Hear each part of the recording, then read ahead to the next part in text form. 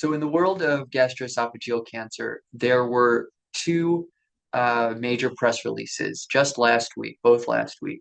The first was that the randomized phase 3 study, DESTINY-Gastric04, was positive. It came out in the beginning of the week, and then at the end of the week on Friday, we had the press release that the MATTERHORN study was positive. And so today we'll go through both of those.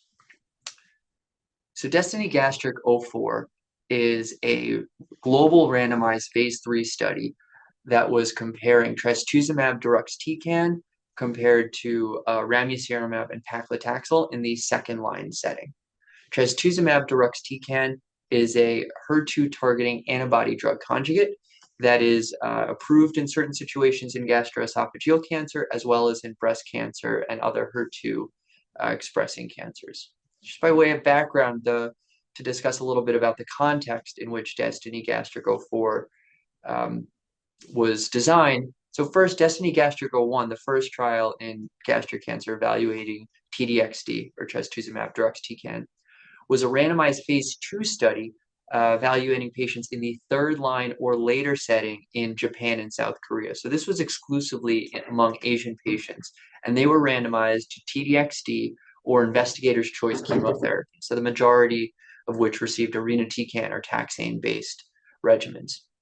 And it demonstrated meaningful improvement in response of 61% versus 8%, as well as an improvement in median overall survival of 12.5 months compared to 8.5 months. But while that was in exclusively Asian patients, DESTINY-Gastric02, which was published in Lancet Oncology in 2023, was evaluating patients with HER2 positive gastroesophageal cancer in the second-line setting in Europe and the United States.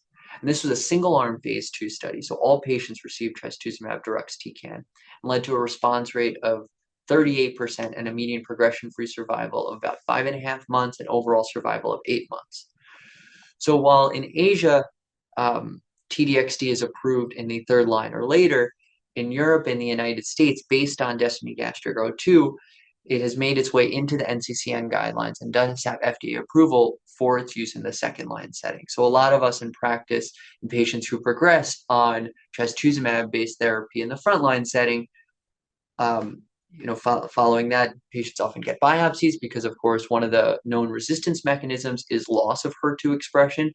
So in patients who are still expressing HER2 on their tumors, either by IHC or IHC in FISH, receive T-DXd in the second-line setting. DESTINY-Gastric04, as I mentioned, was a randomized phase 3 that was global, so it was Asian and European, South American, patients from all over the world were randomized, and we don't have any data yet, but very exciting and reassuring to hear that T-DXd led to superior survival compared to ramucirumab with paclitaxel. Last week, there was another press release for a positive trial, this one about MATTERHORN. So MATTERHORN was a global randomized phase 3 study evaluating perioperative FLOT chemotherapy in patients with locally advanced disease and the addition of either PD-L1 inhibitor durvalumab or placebo. So this is based on the fact that the current standard of care for the treatment of patients with locally advanced resectable gastroesophageal tumors is with perioperative FLOT. And so initially, FLOT4 study, which was published in 2019 in the Lancet, demonstrated an improvement in overall survival with FLOT, which is 5-FU oxaliplatin docetaxel, compared to the MAGIC regimen. And for a long period of time, standard was considered either perioperative FLOT or neoadjuvant chemoradiation based on the CROSS trial that was published in the New England Journal in 2012.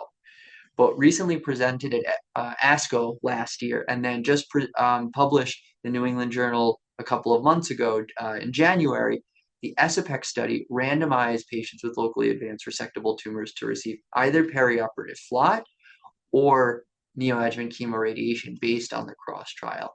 And we observed a significant improvement in both disease-free and overall survival in patients who received perioperative FLOT. So at this time, the standard treatment is with perioperative FLOT.